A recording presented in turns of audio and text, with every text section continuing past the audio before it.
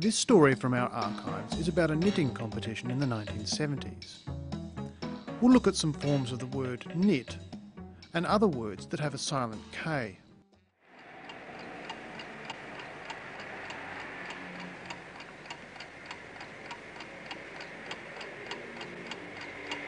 Tension increases as the 7 top knitters in the land prepare their needles for combat.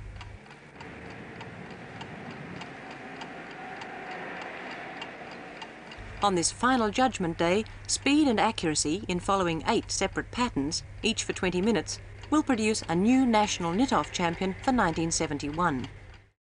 Notice that the word knit is spelled with a silent K. All words in English that are spelled with KN at the start are pronounced with an N sound. Knit, know, knife, knee, knob, knock, knot, knuckle. Back to knit. Knit is a verb.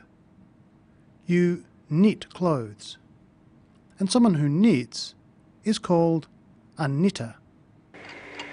Tension increases as the 7 top knitters in the land prepare their needles for combat.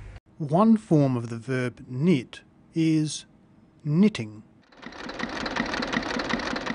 Mrs. Nazar, representing Western Australia with the controversial European technique, has been knitting since she was a little girl of 9 in her native Bavaria. Listen for another use of the word knitting. You really like knitting? Oh, I love it. Yes, I do, really. I love it. But not under these circumstances by any means. Knitting can be used with a noun to make a compound noun, such as knitting needle, knitting wool, or these knitting competitions that we hold have certainly inspired a lot of people to take up knitting again. the adjective is knitted. Top Tasmanian Mrs. Newman keeps herself and her family in all knitted garments. She had an early start at the age of 4. Knitted garments are knitted clothes. Now who else is competing? Mrs. Greenwood, knitting for Victoria, began her practice of the craft 40 years ago with 2 nails and a length of string. The fastest pair of needles in the Northern Territory, wielded by Mrs. Smith of Alice Springs, a cardigan and jumper specialist. The hopes of South Australia are pinned on mother of 3 and grandmother of 6, Mrs. Glazebrook, visiting Sydney for the first time in her life. The hopes of South Australia are pinned on Mrs. Glazebrook. If you pin your hopes on someone, you hope they'll win.